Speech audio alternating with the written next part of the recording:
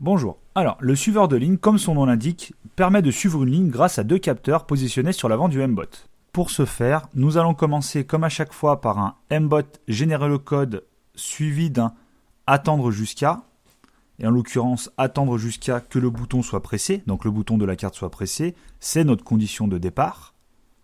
Nous allons récupérer un répéter indéfiniment, tout simplement car la prise d'information du suiveur de ligne devra être en continu, donc nous allons répéter perpétuellement. Nous allons récupérer un si alors sinon, afin de poser la première condition. Donc la première condition, vis-à-vis du suiveur de ligne, va être de savoir il est égal à quoi. Donc s'il est égal à 0, donc dans notre premier cas, ça veut dire que les deux capteurs détectent. Donc nous pouvons faire avancer le mbot. En l'occurrence, nous le faisons avancer à la vitesse 100.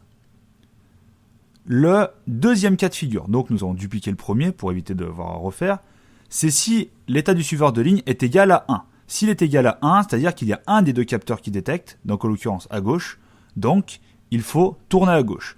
On peut le mettre soit à la vitesse 100, soit à la vitesse 50, sachant que la vitesse 100 dans notre cas, c'est par rapport aux piles, à l'énergie des piles. Troisième cas de figure, si l'état du suiveur de ligne est égal à 2, donc ça veut dire que nous détectons à droite, donc nous tournons à droite. Donc nous avons nos trois cas de figure. Nous les imbriquons, donc c'est-à-dire que si on n'est pas égal à 0, on vérifie si on est égal à 1. Si on n'est pas égal à 1, on vérifie que nous soyons égal à 2. Et il nous reste le dernier cas de figure, si aucun des deux capteurs ne détecte. Donc nous rajoutons un si alors, avec un dernier état, donc par rapport au suiveur de ligne. Donc nous allons récupérer le suiveur de ligne.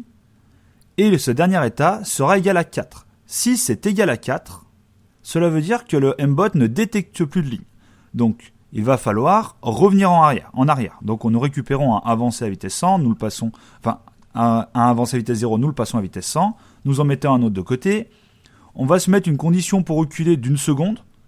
Donc, nous allons changer le avancé, nous changeons le avancé en reculé. Et nous mettons notre avancé à vitesse 0. Donc, reculer à vitesse 0, même pour être exact. À partir de ce moment-là, toutes les conditions sont intégrées dans le répéter indéfiniment. Et à partir de ce moment-là, le mbot va suivre le parcours en boucle, vu qu'il aura toutes les conditions nécessaires, s'il y a une ligne, s'il n'y a pas de ligne, s'il y a détecte à gauche, s'il y a détecte à droite, s'il n'y en a plus.